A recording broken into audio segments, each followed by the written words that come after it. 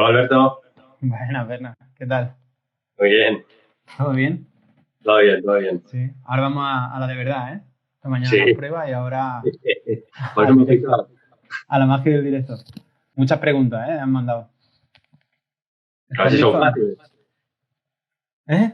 A ver, Bueno, para tu nivel seguro que son fáciles. bueno, está bien. Eh, vamos a, vamos al lío, ¿vale? Empezamos porque Venga, si no luego nos van a pillar los aplausos. Que a las 8 hay que salir a aplaudir a los sanitarios. aplaudir. Bien. Vale, pues voy a hacer una breve presentación para la gente que no te conozca, ¿vale? Bueno, voy a ponerme en serio. Bernardino Herrera, Bernard para los amigos, ¿vale? Comenzó jugando en el Club Divino Maestro, bueno, en la escuela, ¿no? Colegio. En el cole, y luego pasaste al Sardinero, ¿vale? De ahí pasaste al Covadonga, Complutense, Club de Campo, Sardinero, y finalmente terminaste en Terrassa, donde está ahora, y en el Barça, ¿no? Buen periplo por el hockey español. Sí. Yo siempre digo que he tenido la mala y la buena suerte de jugar en muchos equipos. Bueno, ¿mala por qué? Porque uno siempre es un equipo. Y yo, vamos, mi equipo de toda la vida es el que tengo el Croacia en ese sardinero. Y bueno, cuando estás en la selección y desciendes, pues hay veces que te tienes que marchar. Y a mí me tocó. Y eso lo sufrí. La Ujú. parte luego buena de ir a otros equipos es que conoces mucha gente, otras cosas, y ahora todo el mundo me ha tratado súper bien. O sea que para mí ha sido súper buena experiencia. Qué bueno. Y bueno, y luego está la parte como portero de la selección española. Y ahí tienes 2 Olimpiadas, que se dice pronto. Y tiene un campeonato de Europa con la selección en Leipzig, ¿no? Y Sí. el Champions Trophy, un torneo que ya ha desaparecido, pero que me imagino que en su momento ganarlo ahí en la ORE tuvo que ser bastante subidón. Sí, sí, fue espectacular, Y, la verdad. Y bueno, y ahora en la actualidad eres el entrenador desde hace 2 ciclos, ¿no? De la selección española o sea, de los porteros de la selección española absoluta masculina. También estuviste a cargo de la femenina durante un tiempo. Y Hasta que bueno, alguien, hasta que es mejor que yo me retiró de ahí. sí, ¿no? Bueno, alguien al que le diste la oportunidad. No sé quién será. Y para romper así un poco el hielo, bueno, romper el hielo, para empezar un poco a calentar, ¿vale? Antes de empezar con las preguntas de los seguidores, te voy a hacer un test picadito, un test rápido, para que me contestes sin extenderte demasiado, ¿vale? Ahí. Y sin pensarlo. Vale, ¿Estás listo? sí. Sí, venga, va. ¿Hockey hierba o hockey sala? Uf, qué malo eres. Hierba, Picadito, ¿eh? hierba, va. Hierba. ¿Hierba? Venga, va. Pero muy fan de la sala. Muy fan de la sala. ¿Prefieres a un portero mudo o a un portero que sea una radio? Oh, Me mataste. buen calentamiento, ¿eh? A uno mudo. ¿A uno mudo antes que una radio? Sí, ¿Sí? Vale. ¿TK o Obo? teca. Vale. Si no fueras portero, ¿en qué posición jugarías? Delantero. Delantero. Todos los porteros queremos marcar goles, ¿eh? Está dudando, medio centro, ¿eh? Medio centro También, también. es el que más me gusta, el jugador que más me gusta. Vale, el portero de hockey, más o menos difícil la labor que el portero de fútbol. Yo lo veo igual de difícil, de Igual. verdad. Sí. Vale. Y la pregunta mítica, ¿no? De los porteros. ¿Es necesario estar un poco mal de la cabeza para acabar en la portería? No, no. ¿No? Bueno, Bueno, un poco, un poco. lo Un justo, poquito. ¿no? Solo un poco, solo un poco. Vale, vale, vamos a ver. Esta va a decir mucho de ti, ¿eh? ¿Limpiar la guarda o dejar que la naturaleza siga su curso? Yo toda mi vida he dejado que la naturaleza siguiese su curso. Sí, yo Lo que también un poco pasa, así.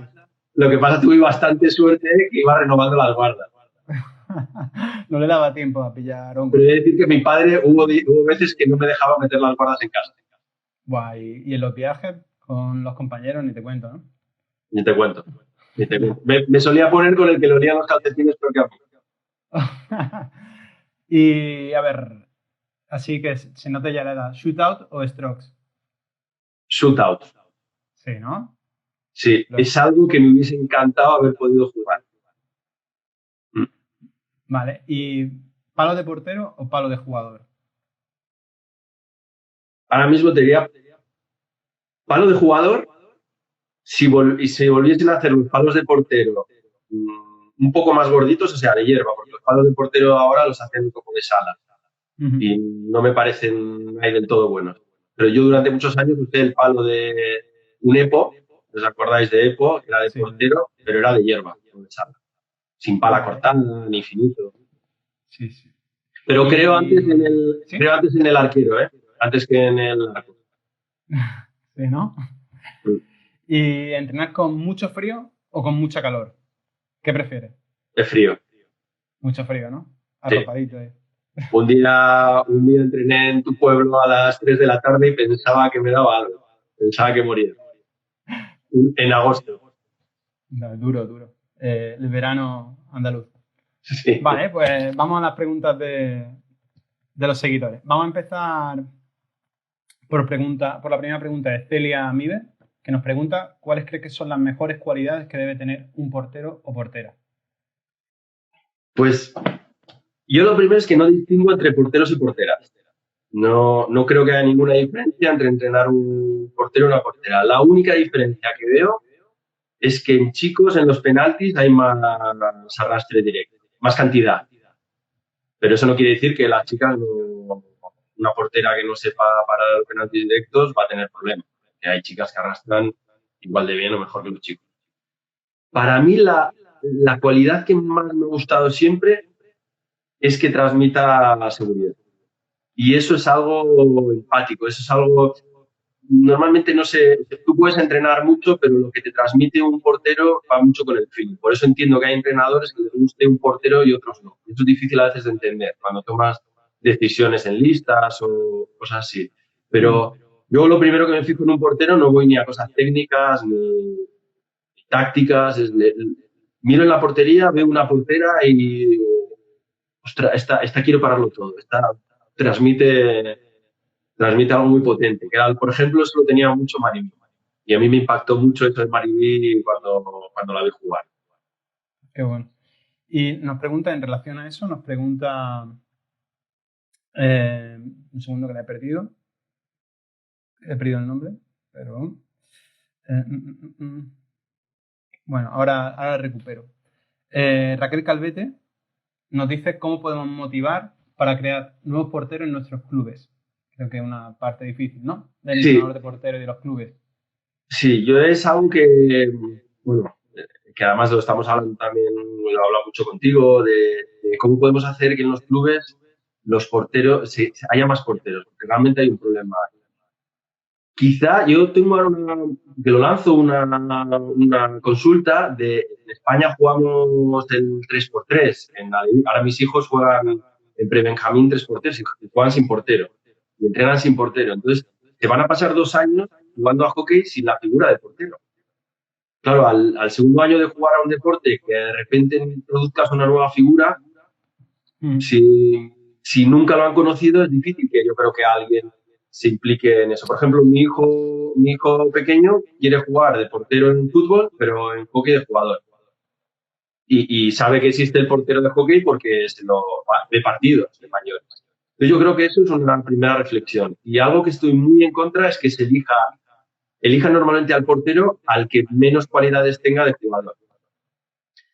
Además, oigo muchas veces que, no sé si la gente que nos escucha le ha pasado, que hay niños o niñas que quieren ser porteros y les quitan la idea de serlo. Yo creo que lo primero es que los niños que estén motivados por algo, no sé, me da igual, hockey, petanca, ser jugador o ser portero, que no les quiten esa ilusión o esa motivación. Sí, no, porque hay muchas veces que incluso desde la misma familia se hace que, o sea, se Sí, dice, no, portero no, tú corre, ¿no? Porque también está esa otra sí, visión de que el portero está en la portería, no hace nada y está ahí hasta que le tiran. sí, luego eso es muy importante luego cuando consigues porteros que haya una mínima atención. Atención, no quiere decir que tengan un entrenador ya desde pequeños específico, pero muchas veces uno de los problemas que hay es que los porteros se les deja en la portería y no se les habla, no se les dirige, los entrenamientos igual a veces son muy tácticos, incluso siendo pequeños. Entonces, ahí debería haber un poco más de atención en la motivación al niño que quiere ser portero. Y ahí, por ejemplo, yo creo que, bueno, tú dentro de poco vas a dar una charla hablando de ese tema, que me parece fundamental. Yo estos tres temas me parecen muy importantes para intentar que haya más porteros. Es complejo, ¿no? Tiene que haber un especial cuidado. Sí, porque además supongo que le pasa a todo el mundo que llega a una categoría que de repente no tienes porteros. Y te preguntas en cadetes por qué no tienes porteros. O de repente hay otro año que resulta que tienes 5. Y quizá habrá que hacerse la pregunta de qué pasó en esa época que igual nadie quiere ser portero. Pero yo me encuentro en que muchos niños te dicen, pues yo me hubiese gustado ser portero. Y a veces te lo dicen con 13 años y dices, pues ponte. Yo no creo que haya una edad, obviamente, si te pones de portero a 17 años, pues igual tienes más complicado llegar a un nivel más alto, pero si tienes talento, entrenas, tienes un poco de don, por ponerte a los 12 o a los 13 años, no. Sí, no tiene por qué ser un impedimento. Y nos pregunta Antonio López, antes has comentado las cualidades que tiene que tener un portero, ¿no? Y entre ellas seguridad y confianza. ¿Se puede ser portero teniendo miedo a la bola? Sí, yo creo que sí. Yo creo que eso también es una responsabilidad de los entrenadores, que muchas veces a los porteros se les dice que el portero no tiene que tener miedo. El miedo para mí es algo intrínseco del ser humano. Si nosotros estamos en la escala evolutiva casi en la cima, es porque el miedo nos ha permitido sobrevivir. Entonces, es innegable que hay miedo. Cualquier entrenador que a un portero le diga, no tienes que tener miedo, está equivocándose. Porque el niño va a tener miedo. Para mí la clave es que tú le des herramientas al portero para que no tenga miedo. Poniendo ejemplos va a ser mucho más fácil, yo creo. Y esto, esto no es una cosa mía, esto es cosa que he preguntado a psicólogos o a mí me ha pasado. Yo, por ejemplo, incluso en mi época más de alto nivel, siendo titular de la selección y jugando todos estos torneos que has dicho, yo había veces que en los entrenamientos tenía miedo. ¿Y cómo puede ser? Y claro, pues porque hay situaciones, que hay entrenamientos, hay ejercicios pues, que son peligrosos y te da un poco de miedo. Y si tú no tienes un poco de feeling, pierdes seguridad en ti mismo, ¿vale? Entonces yo creo que la técnica lo que te da es la habilidad de controlar tu cuerpo. La pelota no deja de ser un arma. Si tú tienes habilidad con las manos, con los pies, con el cuerpo, la pelota no te va a hacer daño. De hecho, yo guardo un artículo del año 96 muy chulo de un periódico que me regaló mi madre, que había un portero de balonmano que decía que la pelota que más le dolía, el golpe que más le dolía era el que él se había dado cuenta que había fallado.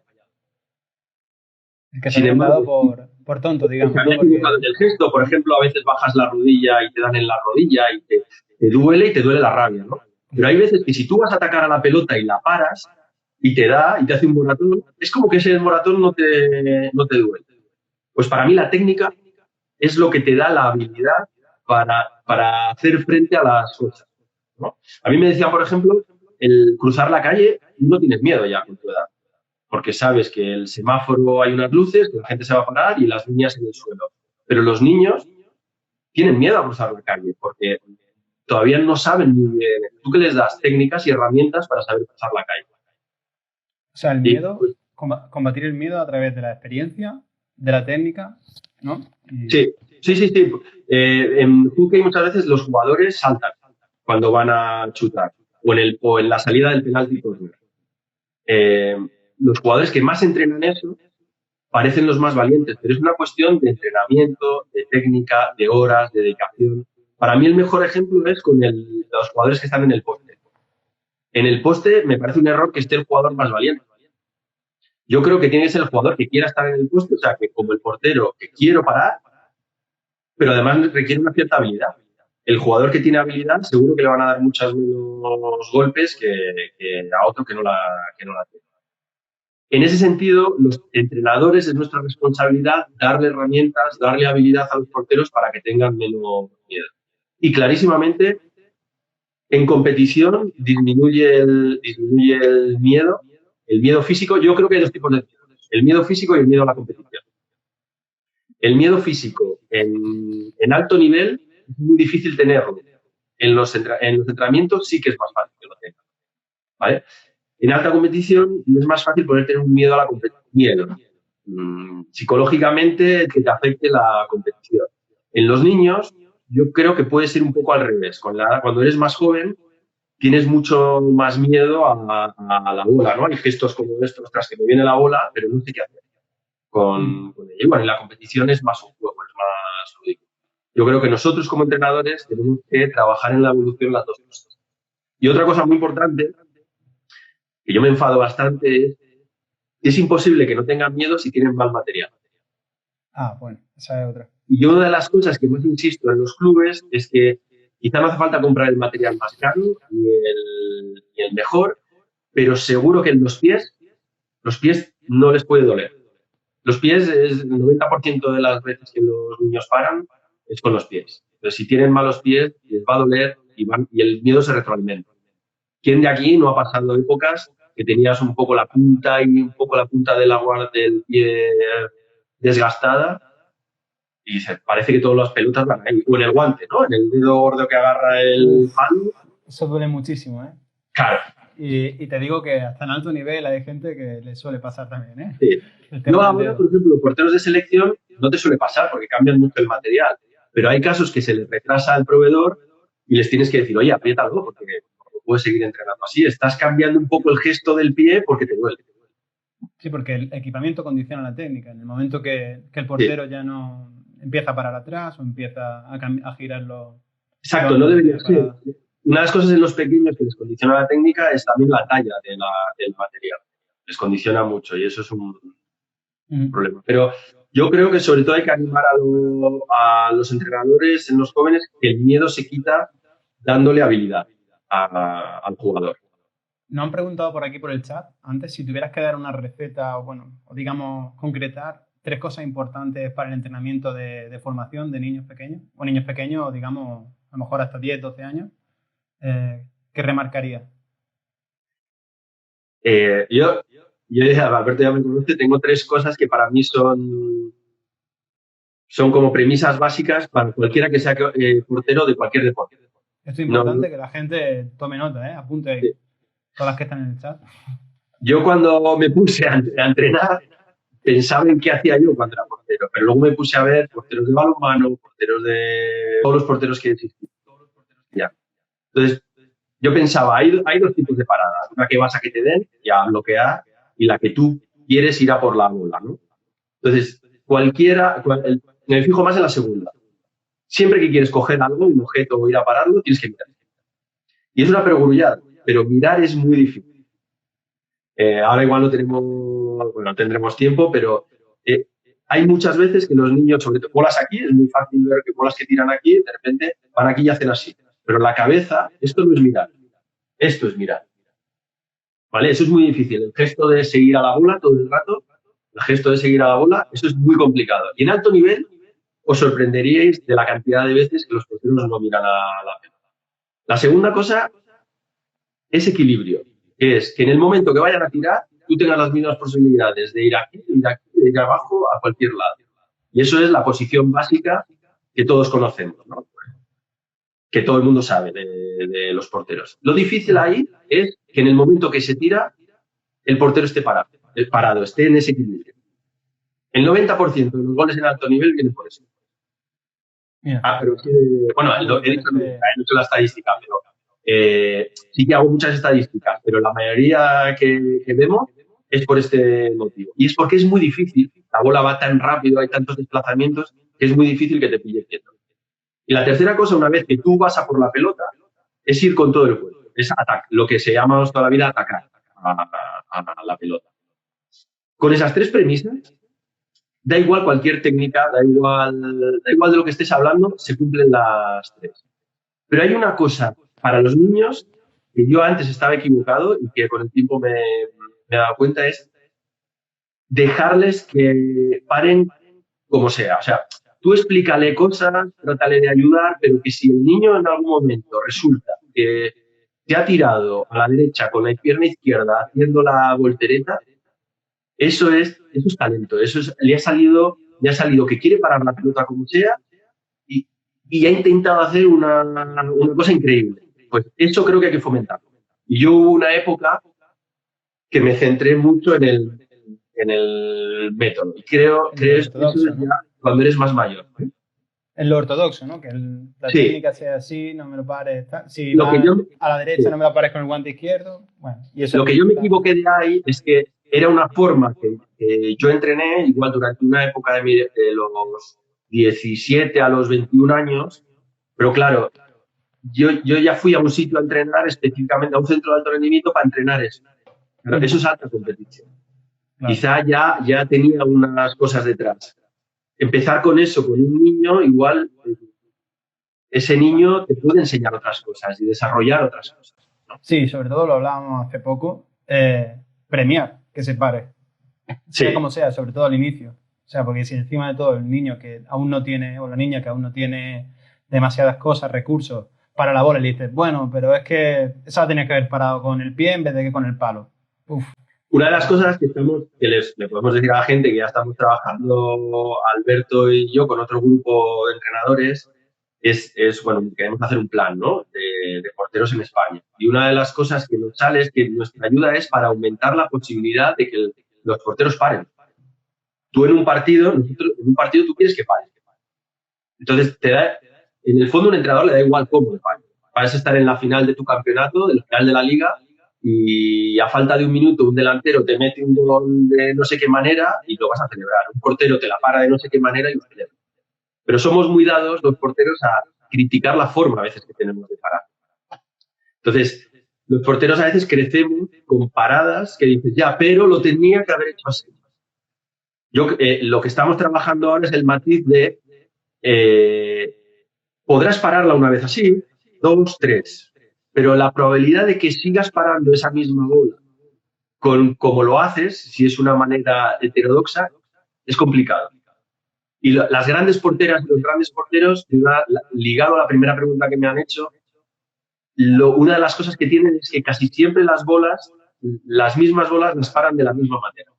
Y ahí es donde están 1000 horas de trabajo detrás. Y parecen fácil, además. Exacto. Yo recuerdo una parada que hice, me la recordó otra persona que me dijo, esa parada increíble y tal. Y yo dije, no, si he hecho así, tiraron desde la esquina un coreano brutal y iba aquí, al lado, hice así y la despejé. Y yo no la interpreté como una parada increíble. Y él dijo, es que ha sido como muy fácil. Y yo pensaba, joder, es que me he pasado todo el año entrenando los coreanos desde ese lado, encima con un entrenador que era zurdo, con raquetas de tenis. Claro, bueno, lo tengo tan asumido que, bueno, pero eso es un poco yo creo, el proceso, el alto nivel o el paso al juvenil, del juvenil A o al división de honor A. Quizá en pequeños no estar tan forzados en esto, sino enseñarles, yo casi creo que es mejor enseñarles tomas de decisión. Si ahora tienes que salir, si no tienes que salir, si te quedas por línea de fondo, entender las normas. Y preguntarle, ¿no? ¿Por qué ha hecho eso también? Que ellos Exacto, lleven un proceso lógico de por qué están haciendo las cosas. exacto. Una de las cosas que yo he madurado como entrenador y que me doy cuenta ahora que ojalá me hubiese gustado que me hubiese pasado es haber dado más feedback al entrenador. Yo ahora pregunto mucho más al portero, ¿y aquí qué te pasó viendo vídeos? ¿Cómo analizaste la jugada? ¿Qué viste? Un poco más el proceso, ¿no? Porque luego el frame a frame o la foto es muy fácil. Tenías que haber hecho esto. Claro. Que es un poco la ventaja que tenemos los que hemos jugado en la portería y luego entrenas. Eres muy empático con el portero. Esa es una de las preguntas que yo personalmente te quería hacer, ¿no? Porque me parece, el otro día le pregunté a Fabri en la otra charla que tuvimos, que está en YouTube, le pregunté sobre si él creía que un entrenador que no hubiera jugado a hockey, que no hubiera sido jugador, podía ser entrenador de hockey, y me dijo que sí, que podría ser, pero que a lo mejor no vería cosas que pasan en el partido, o quizá la lectura del partido no fuera tan real o tan fácil en un principio. Y yo creo que una de las cosas que realmente falta cuando entrenamos porteros es esa empatía de haber estado en la posición de portero, ¿no? Por eso me parece también muy importante, incluso para los jugadores, que se pongan las guardas todos en un inicio y que sepan lo que es tener las guardas puestas, ¿no? ¿A ti qué te parece eso? Que el que entrena al portero haya sido portero antes o se haya puesto la guarda. Yo no creo que sea imprescindible haber sido portero para entrenar portero. Aunque creo que el que ha sido portero tiene una ventaja sobre el que no lo ha sido. Y la ventaja es esa. El saber las velocidades de la bola, cómo te sientes, cómo ves la jugada. No es lo mismo ver la jugada girándote de espaldas que siempre todo de frente. Esa visual del campo, yo tuve que pensar mucho cómo pensaba cuando era portero. O sea, cuando era portero, no pensaba en estas cosas. Ahora, como entrenador, pienso en que jamás un portero normalmente mira para atrás. Más en sala que en hierba. Ahora con los flicks, pues hay situaciones que como estés mucho en el borde del área, igual tienes uno colgado detrás, ¿no? Como muchísimo. Pues ese tipo de perspectiva es más fácil que lo tenga alguien que ha sido entrenador. Pero yo he tenido uno de los mejores entrenadores. Lo primero que creo, como todo en la vida, es que tienes que estar motivado. Cualquier persona motivada puede hacer lo que le dé la gana. Y lo digo porque yo soy de Santander y a mí el hockey en Santander, pues pequeño, jamás en la vida cuando yo decía lo que quería ser, pues casi se reían. Y a veces se reían de lo motivado que era, pero bueno, a mí me gustaba esto y era un flipado, sí. Que yo prefiero llamar motivada a la gente que no flipada, porque es un poco despectivo, pero yo ahora lo digo, se lo digo yo jamás jugué un campeonato de España, ni cadete, ni infantil, ni juvenil, nunca. Llegábamos a un sector y para mí era la alegría del año. Pero no me quitaba la ilusión de ir a los Juegos Olímpicos y de ganarlos. Bueno, no los pude ganar, pero esa ilusión ahora la tengo de ganarla como entrenador. De ir a Maya, es que con España lo tendrás muy complicado. Bueno, si no lo sueñas, no lo puedes. Entonces, la motivación para mí es fundamental. Y además tuve la experiencia en un año en el centro de alto rendimiento que estaba, que durante un año no tuvimos entrenador de porteros. Yo al final de esa temporada insistí en que quería un entrenador, que necesitaba un entrenador. Y me respondieron que no había nadie de nivel. A mí, por un lado, me halagaba que al grupo que estábamos entrenando, estábamos ahí, Berti, que era un gran portero, bueno, más gente, y decía, bueno, os agradecemos ese detalle, pero dice que no hace falta buscar al mejor. Entre el mejor y nada, pues habrá alguien, ¿no? Y Jorge Donoso, tú lo conoces bien, Jorge Donoso, pues no sé si ofreció o le dijeron, dice, bueno, pues voy a entrenar a estos. Y se puso a investigar a ver qué entrenar con nosotros. Y yo recuerdo ese año con mucho feedback con él. Yo le decía, pues mira, a mí Maurice Hendricks me pide esto, me pide que entrenemos esto, yo había hecho estos ejercicios y él empezó a buscar cosas y tal y lo recuerdo como buenísimo, de entrenador buenísimo. Y en esa época también tuvimos a Pablo Soto. Y por ejemplo, a Jorge lo recuerdo como buscando siempre cosas, desarrollar ejercicios, pensando tal, y Pablo nos destrozaba. O sea, ahí recuerdo haber vuelto otra vez a aprender a no dar una bola por perdida, a la técnica tiene que salir en una velocidad increíble, en 40 repeticiones, no, tienes que hacerlo bien. No, es que estoy cansado, bueno, me da igual. El día de la final, igual no estás cansado, pero tu cansancio será de aquí. Claro. Y lo recuerdo de llevarnos a un límite apretar que nos gustaba a los porteros, ¿no? Sí. Y ahora que estamos hablando un poco de entrenamiento, nos preguntó Nano López, ¿cómo una semana de entrenamiento físico-técnico para un portero? Es que también depende de la semana del año. Y yo creo que del equipo. Por ejemplo, en selección, si estamos muy lejos de la competición, que para nosotros es la competición objetivo, en pretemporada, aumentamos mucho más las series y entre bola y bola las repeticiones son más rápidas, más seguidas, es más carga. Entonces, lo que buscamos es que enseguida tengan mucha cantidad de bolas, que tengan mucho estímulo de bolas, en general, mucho estímulo, para que enseguida cojan otra vez el que nos habrá pasado a todos, la sensación con las bolas. Vuelvan a tener un tipo de feeling. Y a mí ahí personalmente me da igual un poco la técnica. O sea, quiero que enseguida toquen y que la técnica no venga ya aprendida, o sea, que no estemos insistiendo en ella, que la vayan recordando. que les fluya, o sea, que les salga un poco el flow, ¿no? A medida que avanza un poco la temporada, así entramos mucho en aspectos tácticos, ¿vale? Porque lo que nos interesa un montón es que lleguen al último momento de la preparación con eso interiorizado. O sea, ya cuando estamos a 2 meses del campeonato, no cambiamos técnica, no cambiamos táctica. Lo que hayamos hecho va ahí, ¿vale? Porque durante todo ese año también trabajamos el tema psicológico.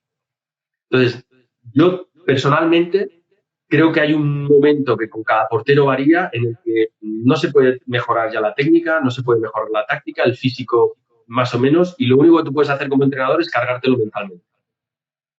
Entonces, yo ahí les cuido mentalmente. Cuidarles mentalmente no quiere decir que no me reúna con ellos y les diga, oye, esto ha sido una cagada. Bueno, como les pasa a todo. Y la charla con los porteros, yo suelo decir, esto ha sido una cantada, esto ha sido un fallo. Uno. ¿Hace cuánto que no tenías este fallo? 2 años. Bueno, eres ser humano, eres un humano. Ahora, si tienes 2, 3, 4, 5, pues lo normal es que si tienes 5 veces o 6, pues no puedes, pero eso ya lo sabes. Es decir, si eres así de sincero con el portero, ahí es donde creo que partes con ventaja porque lo has vivido. O sea, entonces yo tengo muy claro que antes de la competición, un mes antes, 2 meses antes, no voy a cambiarles nada de técnica. Si veo que algo ha fallado, pues me tenía que haber dado cuenta antes. Y pequeñas apreciaciones tácticas, como mucho. Y ahí entramos con menos bolas y más espaciadas. Más. ¿Vale? Y que cada bola sea única. O sea, eso más en el partido, ¿no? Exacto. O sea, una bola, un gol. Exacto. En pretemporada no le doy tanta importancia. De hecho, muchas veces en los específicos, bueno, ya lo hablamos, que no te importe el gol, que me da igual el gol, hombre, si es imposible, te tiro 100 bolas, hombre, alguna va a entrar, que no te importe tanto el gol. Es más el cómo lo haces, el esfuerzo, pero cuando nos acercamos a la competición, yo personalmente me interesa mucho que vuelva a salir el portero o la portera salvaje, la niña esa que no quiero que me metan un gol ni para atrás, ¿no? Y que todo lo que hemos aprendido le fluya. De manera natural, digamos. Y sí. vale, Sebastián Coelho nos pregunta... Este sí que lo conozco, saludos. ¿Qué análisis o qué ejercicio de análisis haces cuando te enfrentas a un nuevo grupo de porteros? Sí, esto es lo más difícil para mí como entrenador. Cuando empiezo con un... Claro, primero depende o sea, cuando ya sabes la edad, ya más o menos intuyes qué van a tener, ¿no? La experiencia te da que los juveniles tienen unos problemas, los alevines otro, los mayores otro. Pero las 3 cosas que he dicho primero, el mirar a la pelota y el equilibrio, es lo primero que miro. Perdón, antes que esto, que mirar a la pelota y el equilibrio, es los salvajes que son, por entendernos. O sea, el ansia que tienen por parar una pelota. O sea, lo primero que haría, digo, no conozco a ningún portero. El primer ejercicio que haría sería un ejercicio libre. Totalmente libre. De hecho, a mí me gusta uno, que es el de 2 porterías enfrentadas. El entrenador se pone en diagonal y puedes puntar a cualquiera de las 2 porterías y los 2 porteros se pueden meter gol entre ellos. Pues ver qué portero está ansioso por parar todas las bolas, por meter en la otra portería, cómo se levanta, cómo se cae, que es coordinado, si es rápida. Ahí también ves qué tipo de habilidades tiene. Ahí se ven muchas cosas. Eso es lo primero que haría. Y después ejercicios para ver si mira la pelota y el equilibrio. Pero yo soy de la opinión, a mí me ha pasado muchas veces que entrenadores me han dicho, te voy a pasar unos porteros o vente a mirarte unos porteros y te vienes una semana de entrenamientos y los miramos. Y yo normalmente siempre digo lo mismo. Digo, dime cuándo jugáis y voy a ver el partido y entonces te digo. Con un partido no me gusta dar opiniones tampoco. Claro. Pero es que yo creo que el talento en cualquier cosa hay que sacarla en la competición, depende, o sea, en la escuela de hockey pequeño, lo que es que se diviertan, pues el objetivo es saber quién es el que más se divierte, si le gusta ser portero. Si ahora estamos hablando de competición, que es lo que imagino que a la gente le interesa, a los porteros hay que verles compitiendo. A ver si paran o no paran. Si hablan. Entre un mudo y un muy hablador, prefiero un intermedio. Bueno, mira, vamos a aprovechar que me da entrada a eso, porque tenemos varias preguntas sobre comunicación que creo que es interesante. Te las digo las dos, ¿vale? Porque Eva Frías nos pregunta, ¿qué hacer cuando una portera o portero no habla con su defensa? No habla nada. Sin embargo, Kutainas, supongo que es un alias, nos pone, soy portera, ¿cómo puedo hacer para que mi equipo me obedezca más cuando le ordene una marca o que defiendan hacia un lugar en concreto? ¿Hay alguna solución para que lo hagan? Está un poco desesperada la muchacha. Sí. Bueno, todos nos lo hemos preguntado, ¿no? El típico, a ver, te estoy taladrando y no me haces caso, ¿no? Y al revés, como entrenadores hemos tenido a la portera o el portero que no habla y que por mucho que le dices que hable, no habla. Y yo creo que eso también nos ha pasado a nosotros con entrenadores. O sea, pensar que nosotros como entrenadores somos lo mismo. Hay algunos que igual hablamos mucho, taladramos mucho, y hay otros que no hablan nada. O el entrenador de la banda que está todo el rato y taladra, ¿no? Yo creo que es más complicado al mudo hacerle hablar que al hablador contenerle. Mi experiencia. Vayamos por los dos, bueno, para los dos casos. A mí el mejor consejo que me dieron en este tema fue Mark Hickman, que era un portero es un portero australiano que ahora está sentado en porteros de Inglaterra. Y en Australia, la consigna que tenían era que para comunicarse con otros es nombre y acción. Muchas veces los porteros radio te están retransmitiendo el partido, por eso es radio. Y además, casi todo en el mismo tono. Tú cuidado con ojo con las marcas, venga, ánimo, todo.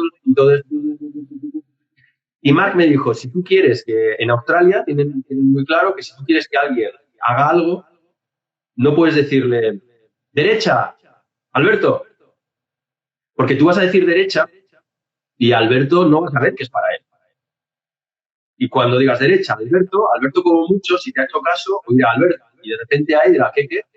Claro, si tú dices, Alberto, pum, le estás conectando, si te ha oído, y dirá, derecha. Entonces es nombre y acción. Y con nombre y acción, normalmente tiene que ser algo cortito. Porque es Alberto. Claro. Y chao, porque tengo que estar atento a defender. Sí. ¿Sí, yo? Entonces, también es muy útil que haya palabras comunes.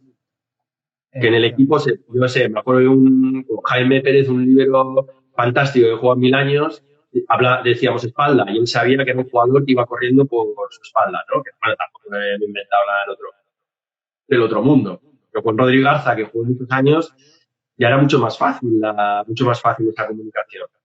Una cosa muy importante es el volumen también de la llamada. Los porteros radio, normalmente el volumen siempre suele ser el mismo. ¿Vale? Claro, si hay un jugador en el punto de stroke y quieres que vaya ahí, no puede ser Alberto Stroke. Sería con perdón, ¡Alberto Stroke! Eso cambia. Claro, si tú quieres que Alberto se entere de que hay un jugador que está por allí, pero a ti no te preocupa mucho, será Alberto, uno a la derecha. Claro, eso con los porteros que no hablan mucho, yo creo que lo que les ayuda es a que no le estás diciendo que digan muchas cosas, sino, venga, 2 palabras. Alberto, no sé qué. Julia, no sé cuántos. Y lo importante es que sean consignas muy claras, porque los porteros yo creo que no hablan es porque no se atreven a cagarla, con perdón. Sí. ¿Sabes? Los porteros que hablan mucho, el problema es que muchas veces se meten en cuestiones tácticas. Que una limitación puede ser en decirle que solo hable cuando estás defendiendo. Aunque eso es un hándicap, ya lo sabemos. En el Visión de Honor, cuando tú atacas, te gustaría que tu portero estuviese haciendo previsión o cobertura o tal, ¿no? Pero entre que tu portero te la líe taladrando a todo el equipo y le acaben mandando la mierda y que es importante en la defensa no le hagan caso, pues bueno, pues igual equilibras, ¿no? Lo que le quitas de un lado a otro. Sí, justo, mira, Gustavo nos pone por aquí por el chat si esa comunicación se entrena con visualización de vídeo.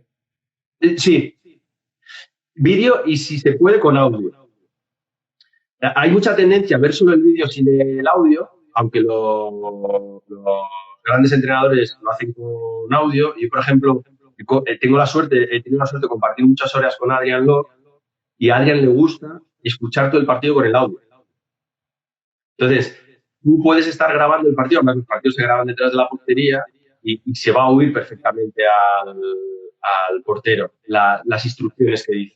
O, por ejemplo, si está dentro del área alguien chutando a gol y el portero está dando instrucciones, pues... Mira, esto es un ejemplo que nos ha pasado con Kiko Cortés. Y no, yo no le dije nada, realmente lo vi y pensé, que te pase a ti, pero es una vez en 100.000 años.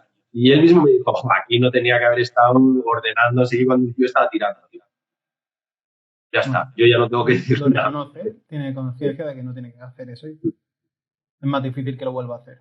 Pero yo creo que con el tema del nombre, acción, es algo bastante útil.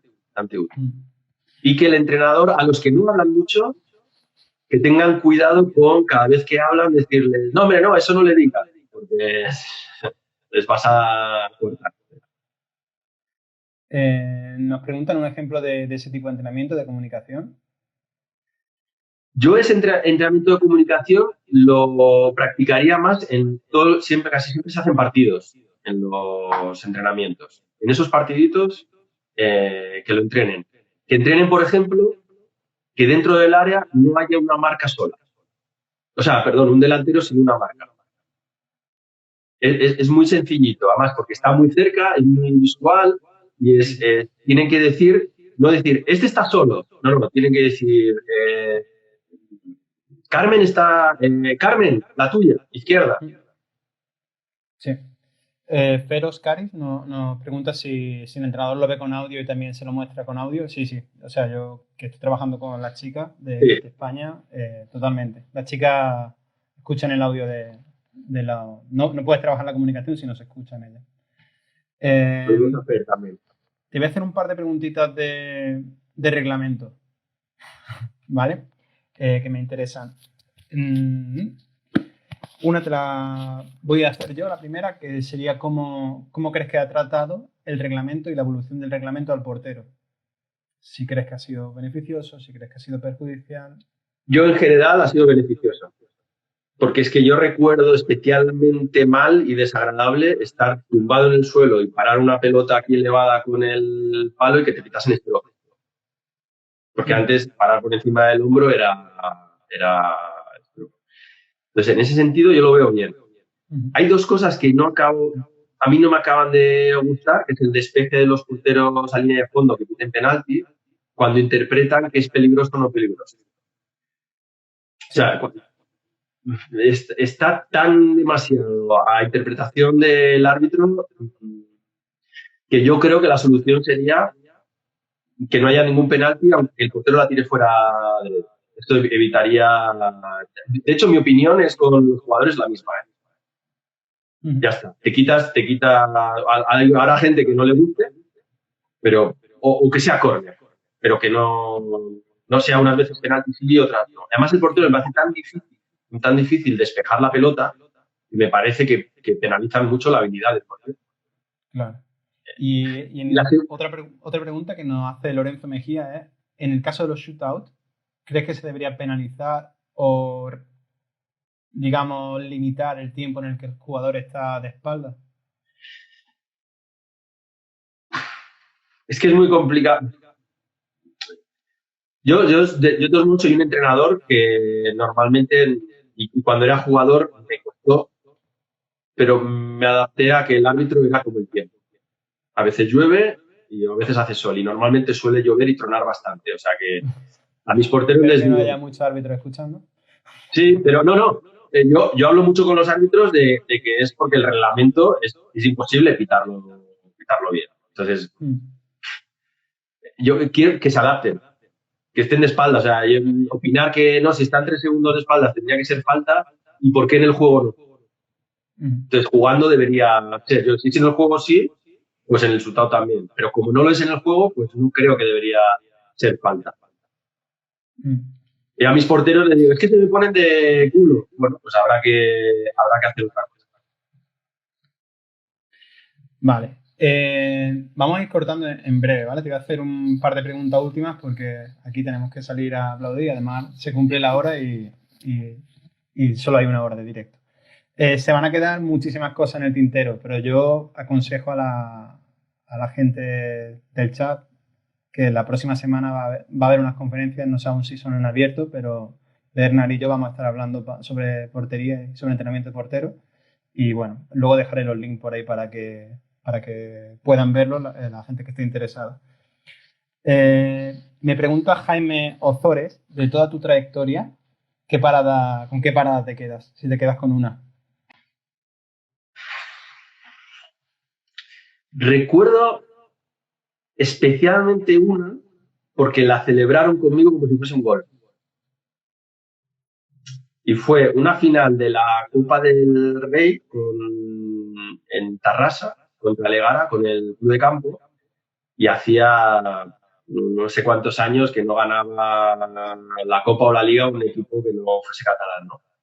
Y era gol de oro y entró un jugador por línea de fondo, hizo un pase atrás al segundo palo, yo estaba en el primer palo y remató al segundo palo y yo me tiré de palomita, mano cambiada, bueno. Y yo mismo lo celebré, porque es que estaban celebrando gol, la gente del público y tal estaba celebrando gol y esa mano que metes ahí. Y Rodri Garza vino a celebrarlo conmigo como si fuese gol y de hecho sacaron un córner y yo tuve que empujarle que nos van a meter gol, nos van a meter gol ahora. Qué momento, ¿no? O sea, de esos momentos no hay mucho como portero. No, es que es verdad que los porteros, el artículo del periódico que os he comentado antes se llama La soledad de los que sufren la potencia. Me acordaré toda la vida. Y yo creo que el punto de locura que tienes que estar es que es un deporte individual dentro de un colectivo. Entonces, yo tuve suerte en general porque muchas veces cuando metíamos gol, los líberos venían a celebrarlo. Entonces, bueno, yo también corría hacia allá porque me gustaba bastante, pero esa parada la recuerdo emotiva por eso. La recuerdo emotiva por eso. Qué bueno, qué bueno. Bueno, te voy a hacer una preguntita que me han hecho varios sobre el tema de entrenamiento en casa. Y no sé si estás haciendo algo en especial con los porteros de selección o qué aconsejarías trabajar en este momento. En los porteros de selección les estamos dando ahora un poco de margen porque la verdad es que tienen bastantes cosas. Tienen su plan físico y también hay un tema psicológico ahí que dices, bueno, pues aprovechamos esta etapa para que hagan uso, ¿no? Porque llevan mucha carga. Pero sí que les hemos hecho propuestas. He visto vídeos por ahí en las redes sociales que me han gustado mucho, con todo lo que sean pelotas de tenis contra la pared y hacer malabares. Yo mismo en casa me he puesto las guardas y con pelotas de tenis he pateado. Patear contra la pared con la pelota de tenis. Claro, todo esto, claro, con pelota de tenis. Con la de hockey, pues, claro, el que tenga jardín, pues lo podría hacer, pero el que no, pues. Y si no, pues estar en el suelo y levantarte rápido, cositas así, pero claro, realmente estamos limitados. Claro. Nuestro trabajo. Bueno, yo recomiendo Ponte la Guarda con Oscar Palomero, que cuelga casi toda la semana material y que tiene un montón de material, tanto en YouTube como en la página para poder ir trabajando en casa. Realmente, y pues, todos los ejercicios que sean óculo manual y de agilidad, yo creo que para nosotros es ideal. De hecho, nosotros ya lo trabajamos, bueno, lo sabes, lo trabajamos ya de por sí. Claro. Bueno, de cosas con los porteros. Uno muy divertido es te pones de rodillas con los brazos extendidos y alguien delante con dos bolas y dejas caer una de las dos y tienes que cogerla. A veces las dos a la vez y a ver cuál coges. Bueno, yo ese nunca había probado. El otro día grabamos un vídeo para YouTube y te sorprende cuando lo consigues, te sorprende. Sí, joder, es muy divertido. ¿Cómo lo he hecho? Es muy divertido, sí. Bueno, Bernard, vamos a ir cerrando porque se nos acaba el tiempo. Darte las gracias por tu tiempo y por tu sabiduría. A ti por todo lo que organizas. Se quedan un montón de preguntas aquí en el tintero, pero bueno, daría como para otra segunda parte. la verdad, porque nos preguntan sobre el penalti corner y sobre toma de decisión y Sí. bueno. Yo ahora mismo, si queréis otro día, podemos ver. En una parte 2. Pero bueno, me voy a despedir con una pregunta de Jaime Ozores, que me dice que ¿para cuándo volver a la selección máster? Ponerte de nuevo las guardas. No que me dejarán en el banquillo. Que te dejarán en el banquillo, ¿no? Me dejarán en el banquillo. Bueno. Pues nada, muchísimas gracias también a los seguidores que han estado ahí apoyando y preguntando. Y bueno, esperemos que se acabe esto rapidito y volvamos a ponernos la guarda pronto. Muchas Esperemos gracias, que todo el mundo esté bien. Gracias a todos. Que vaya bien. Chao.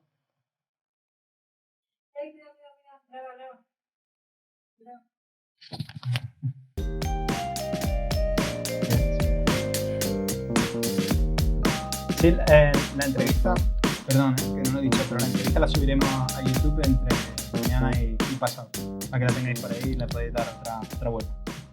Chao a todos.